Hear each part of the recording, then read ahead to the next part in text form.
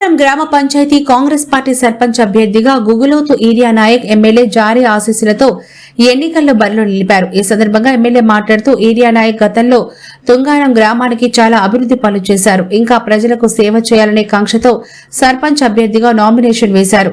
Urea Naik ఉంగరం గుర్తుపై ఓటేసి అత్యధిక మెజార్టీతో గెలిపించాలని, అలాగే వార్డు నెంబర్లు విజయం సాధించాలని ఎమ్మెల్యే తెలిపారు. మీడియాతో మాట్లాడుతూ సీఎం రేవంత్ రెడ్డి కాంగ్రెస్ ప్రభుత్వం వచ్చిన తర్వాత చేస్తున్న హామీలను కూడా నెరవేర్చారని, ఇంకా కొన్ని ఉన్నాయన్నారు. తర్వాత జిల్లా అధ్యక్షురాలు తోటాదేవి ప్రసన్న మాట్లాడుతూ మీకు ఎమ్మెల్యే జారీ ఆదినారాయణ ఉన్నంత వరకు అభివృద్ధి చేసి చూపిస్తారని, అలాగే సీఎం రేవంత్ రెడ్డి చేస్తున్న అభివృద్ధి పనుల గురించి ఆమె వివరించారు.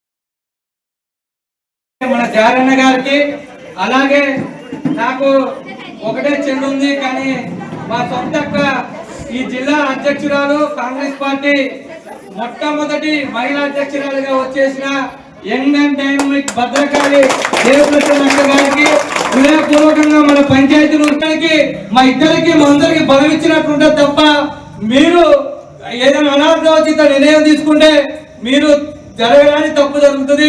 కాబట్టి సానుభూతుంటే మళ్ళీ ఎప్పుడైనా మీరు చూసుకోవచ్చు. కానీ ఇది ఒక్కసారి అధికార పార్టీని మన గ్రామ పంచాయతీ మరింత అభివృద్ధి చెందాలంటే ఈరియా నాయక్ గారి గెలుపు మనందరికీ అవసరం.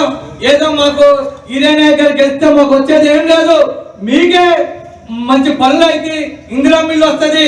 అందరం గుర్తుకే జై కాంగ్రెస్, జై కాంగ్రెస్, రేవంత్ రెడ్డి గారి నాయకత్వం, రేవంత్ రెడ్డి గారి నాయకత్వం. రేటు కావాలి, డ్రైవ్ కావాలని ఎప్పుడు కూడా ఇక రామన్నతో ఈరియా నాయక్ గారు ఎప్పుడు వస్తూ ఉంటారు.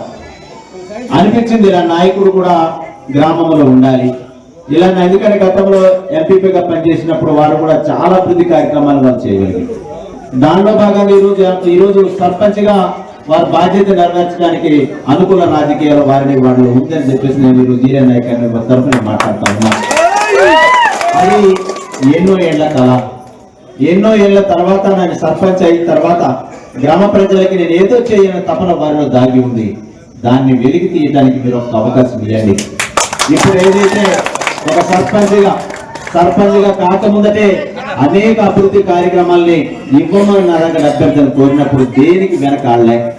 నేను 45 ఇల్లు ఇస్తే అన్న ఇంకా ఇల్లు ఇవ్వమంటే ఇంకొక 10 ఇల్లు మళ్ళీ ఎక్కువ తెచ్చుకున్నారు. మీకు రావాల్సింది 42 కోటనే.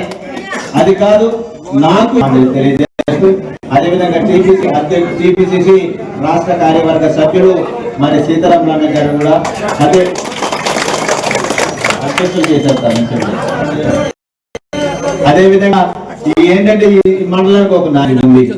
ఇక పుస్తకం పఠన చేయాలంటే పక్కకు నెట్టేసి మన తలరాతను మనమే మార్చుకోవడానికి ప్రజాపాలనకు పట్టం కట్టి అవునా మంచి ఎమ్మెల్యేని మీరందరూ కూడా ఎంచుకున్నారు.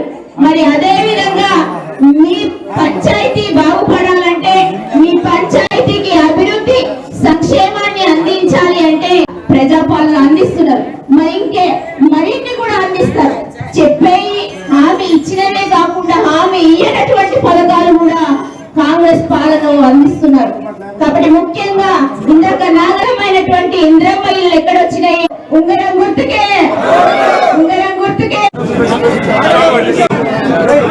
దేవి ప్రసన్న గారికి, అదేవిధంగా నాగేశ్వరరావు గారికి, అదేవిధంగా వీరబాబు గారికి, అలాగే ఈ గ్రామ ప్రజలందరూ కూడా ప్రత్యేకంగా నమస్కారాలు తెలియజేస్తా ఉన్నాను.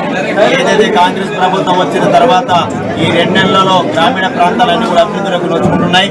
అదేవిధంగా ఎక్కడికి వెళ్ళినా నేను మొన్నట్టుండే ప్రతి పంచాయతీలో తిరుగుతూ ఉన్నాను.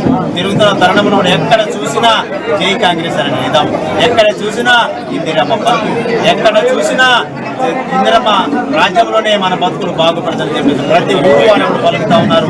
ఏదైతే ఈ నెల 14వ తారీఖున జరగనున్న స్థానిక ఎన్నికల్లో ఈ నియోజకవర్గం నుండి కాంగ్రెస్ పార్టీ విజయపరి మోదిస్తుందని చెప్పేసి తెలియజేస్తా ఉన్నాను.